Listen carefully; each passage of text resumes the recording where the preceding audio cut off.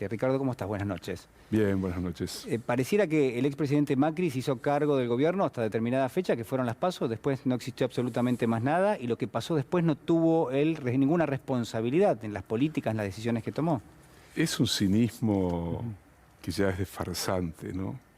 No reconocer absolutamente nada. Decir que el mes en el que los sorprendió las PASO, Sí. la inflación estaba bajando, que le dejaba al gobierno un país prometedor, en progreso, desendeudado, con la industria a pleno funcionamiento. Ya ni siquiera el libreto funciona con una, qué sé yo, mínima verosimilitud. Sí. Es farsante, es mentiroso, es cínico, es hipócrita. Me sobran las palabras, porque la verdad que los 4 años del gobierno de Mauricio Macri fueron años en los que es casi imposible encontrar algo positivo, en cualquier ámbito, ¿no? En el económico, en el cultural, en el social, en el institucional, en la división de poderes, en lo que se nos ocurra. Pero no es solamente lo que hizo mal, sino fundamentalmente el proyecto que llevó a dejar a la Argentina endeudada de tal manera que el gobierno que le sucedió tiene que encarar una negociación que es extremadamente difícil, porque Macri en ese sentido se alineó con una lógica que es propia del modelo neoliberal, que es la lógica del endeudamiento público y del endeudamiento privado. Quiero decir, cuando uno analiza las 4 décadas del neoliberalismo en casi todo el planeta, lo primero que salta a la vista y que llama la atención es que se produce una suerte de bola de nieve de endeudamiento que atenaza a los países y que también atemoriza individualmente a las personas, porque también las personas a su vez se endeudaron. Cuando uno mira el camino de la deuda, que es un camino siniestro, está ligado, por un lado, a un mensaje que es a gastar y a gozar. Y una vez que se gasta y se goza, en términos individuales, viene la culpa.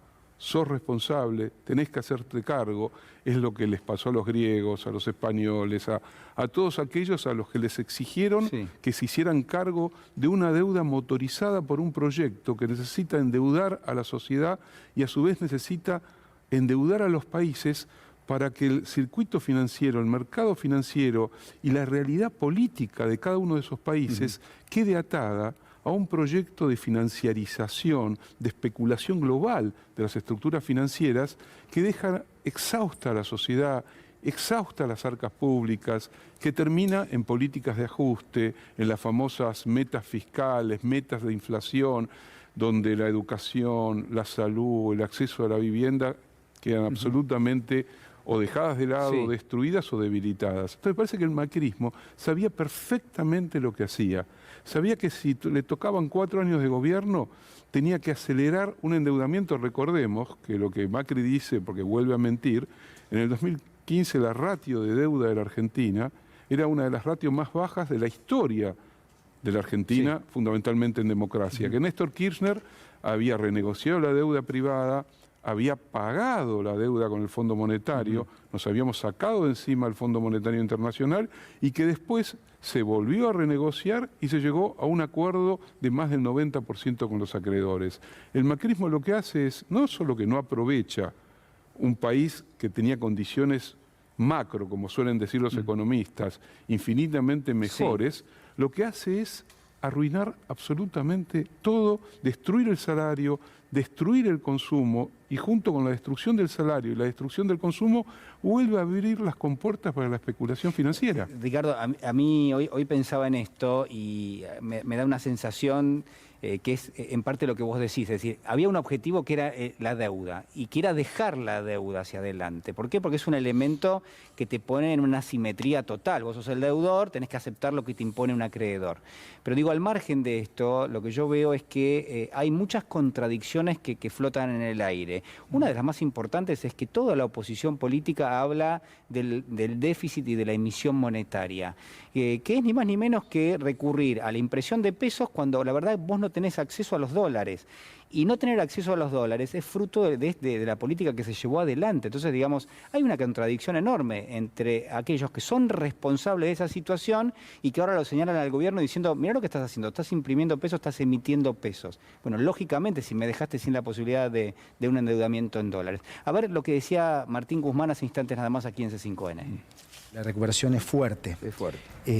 Y no solo se va a cumplir lo que habíamos pronosticado, sino que inclusive es posible también que sea un poco superior el crecimiento. La actividad viene creciendo, ya está en niveles que corresponden al periodo previo al inicio de la pandemia.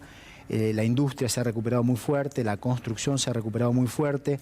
Está recuperándose el poder adquisitivo del salario. Esto ha costado, por supuesto, en el contexto de pandemia, pero ahora ya lo estamos viendo y también se está recuperando el empleo, incluyendo el empleo privado. También hay mucho por hacer, pero se ha logrado administrar uno de los momentos más difíciles de la historia económica de nuestro país, que es la doble crisis, la que dejó Juntos por el Cambio y la pandemia, y ahora lo que tenemos es una perspectiva de poder sostener esta recuperación con generación de trabajo, con mejoras del poder adquisitivo de los ingresos de las trabajadoras y los trabajadores. Bueno, ahí estaba el ministro de Economía. ¿Qué te parece? Porque lo estaba siguiendo atentamente. A ver, ¿es un momento de crecimiento económico? Sí. Ahora, también es un momento de cierta debilidad política del gobierno después del resultado de las PASO. Sí, a ver, yo insisto mucho porque me parece que estamos en un plano de naturalización del impacto de la pandemia sobre la vida económica, social, individual, afectiva. Atravesamos, y todavía estamos atravesando, una experiencia inédita, conmovedora, que atravesó de lado a lado a la economía mundial, que generó algo que la sociedad, la contemporánea, no conocía, que aceleró la angustia, el miedo, la precarización del trabajo, de los salarios, que forzó a los estados, incluso aquellos que tenían políticas neoliberales, a tener que asumir la necesidad imperiosa de reconstruir sistemas de salud, de proteger a los que habían quedado fuera del mercado laboral. Y la verdad es que la Argentina lo hizo con un esfuerzo gigantesco, se reconstruyó el sistema de salud, se trató de cuidar y se lo hizo a través de las ATP, los salarios de los trabajadores, se mejoraron los distintos mecanismos que se pueden mejorar para atemperar el impacto de la pandemia y de la crisis económica. Se congelaron las tarifas, se abrió la posibilidad de nuevamente los medicamentos gratis para los jubilados, se introdujo el IFE, se mejoraron las asignaciones universales, se hizo la tarjeta alimentar. No alcanzó, por supuesto que no alcanzó, había que haber ido más a fondo, seguramente había que haber ido más a fondo, pero yo creo que hay que analizar el contexto político, social, regional. La Argentina hoy no está rodeada del Brasil de Lula o de Uruguay del Frente Amplio, está rodeada por un país fundamental en América Latina, en América del Sur, como es Brasil, que tiene un gobierno espantoso, que juega entre ser neoliberal a ultranza en lo económico y neofascista en lo político estatal. Entonces hay que adaptarse también, y hay que adaptarse a que el macrismo dejó una bomba de tiempo lista para estallar continuamente a lo largo de los años, y había que acordar primero con los acreedores privados, se logró una quita también muy significativa, y después había que lograr nada más ni nada menos que acordar con la institución del cinismo organizado a nivel planetario, porque los liberales argentinos se cansan de hablar de la emisión monetaria como responsable de la inflación, etcétera, etcétera, etcétera. Y el principal país emisor continuo de deuda propia que no paga nunca es el dueño del Fondo Monetario Internacional, que se llama Estados Unidos. Entonces, la verdad que la hipocresía es salvaje. Un país periférico como la Argentina tiene que atravesar más o menos que todos los instrumentos de tortura para pagar la culpa por haberse supuestamente endeudado, cuando está claro que el endeudamiento con el fondo fue para garantizar que se llegara a las elecciones sin que le estallara el país al macrismo, y para que los grandes especuladores locales e internacionales terminaran todo el circuito de la timba financiera y pudiesen sacar efectivamente sus dólares. Entonces me parece que está muy bien, me parece perfecto que el ministro Martín Guzmán asuma una oposición de decir que no hay negociación con el fondo, que no incorpore el hecho de que no es posible un ajuste para el pueblo. Es imposible. La Argentina no puede crecer, no puede generar condiciones de mejor vida para su sociedad si es chantajeada para pagar una deuda que en estas condiciones no se puede pagar. Sí hay que negociar, sí hay que negociar tiempo, sí hay que negociar quita de, no sé cómo se llama, sobreintereses, sobrecargos. Yo creo que hay que negociar sabiendo que, por supuesto, la Argentina no tiene la fuerza que tienen otros países para negociar a nivel internacional. Entonces me parece que el gobierno busca insistentemente proteger los intereses de la nación. En cambio, la oposición política, ya lo mostró el gobierno de Macri, lo primero que hizo Macri fue pagarle a los buitres y a sus abogados más de lo que pedían incluso. Entonces, está claro quién quiere defender no solamente la soberanía nacional, que por supuesto es un tema fundamental, sino defender a la gente común y corriente, a los trabajadores y trabajadoras, a los que están desempleados, a los jubilados, porque, a ver, la sociedad lo tiene que saber. Ir hacia un acuerdo maligno con el Fondo Internacional supone un golpe mortal para las jubilaciones, para los salarios, para la educación, para la salud, para la reactivación de la vida económica, para la inversión en ciencia y tecnología. Entonces, el gobierno lo que hace es, se hace cargo de una herencia maldita, porque es muy difícil también decir, no pagamos la deuda, vamos al default, que no es lo mismo ir al default con el Fondo Internacional, que ir a un tipo de default distinto, que fue el del 2001, que fue un default con los acreedores privados y no con el Fondo Monetario Internacional, que se le siguió pagando hasta que Néstor Kirchner canceló la deuda. Ricardo, estoy leyendo una de tus frases, la verdad que cuando la leía durante la tarde me dejó pensando, porque te preguntaban, bueno, digamos, con el resultado de las PASO y tratando de establecer, bueno, lo que puede pasar en las elecciones generales, vos decías, los próximos 2 años habría que generar una transformación que mejore las condiciones de vida de los que más sufren en el país, porque de no ser así, lo que se viene por delante es horrible.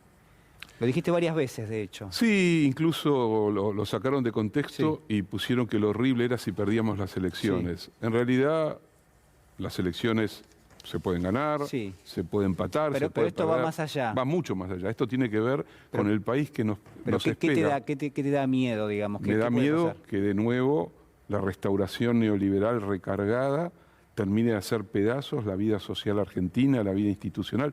Ya lo vimos durante los 4 años del macrismo, sería espantoso, una herida muy difícil de sanar en un tiempo que yo no sé si veré. Me parece que lo que está en disputa, como siempre en Argentina, es quién toma las decisiones en relación a la distribución del ingreso. Porque hay cierta cosa naif cuando se dice, ¿cómo es posible que el dueño de Arcor o el dueño de Techín, que perdieron, sobre todo las alimenticias, perdieron un montón de plata durante el macrismo, sin embargo, votaron a Macri en su momento y ahora que están ganando de nuevo un montón de plata, son prácticamente la vanguardia de la destrucción de toda posibilidad de salida de la Argentina para el conjunto de los argentinos? Porque tienen intereses de clase, porque defienden tener la sartén por el mango, quieren ser los que deciden sobre la vida y muerte de los argentinos. No les interesan trabajadores con salarios altos, no les interesa una educación de calidad, no les interesa que Argentina sea un país de punta en América Latina en la investigación, no les interesa la salud pública. Ellos se dieron cuenta de algo que no es menor. La pandemia puso en evidencia que el achicamiento del Estado es una tragedia para la vida social y que cuando el Estado se vuelve a hacer cargo, por ejemplo, de la salud pública, tiene que volcar recursos a la salud pública. Y para volcar recursos a la salud pública, tiene que gravar impositivamente a los que más ganan. Tiene que reformular la política impositiva para que el Estado se fortalezca y pueda volcar a donde tiene que volcar los recursos. Ellos, durante muchísimo tiempo, se acostumbraron a que los Estados son simplemente sirvientes de sus intereses. El kirchnerismo cortó eso por eso el odio mortal, Sí. porque el odio no es el odio a una persona, es el odio a aquella persona que puso en movimiento nada revolucionario, la reconstrucción de un Estado que se aproximaba lejanamente al Sí. estado de bienestar, una mejor distribución del ingreso, la ampliación de derechos sociales y derechos civiles, una mejor calidad de vida. Y frente a eso, la respuesta es brutal, es violenta. A ver, se les pide 3 meses de contener los Sí. precios, que es una cosquilla, Sí, sí. literalmente es una cosquilla. Y salieron a amenazar, ¿no? Salieron a amenazar. Con el No todos, desabastecimiento. pero aquellos que Sí. manejan, a ver, los mismos que piden calidad republicana y concentran monopólicamente Sí. el mercado, Bueno, los son, mismos. son las contradicciones que marcábamos al comienzo. Ricardo, muchísimas gracias por estar con nosotros. Placer.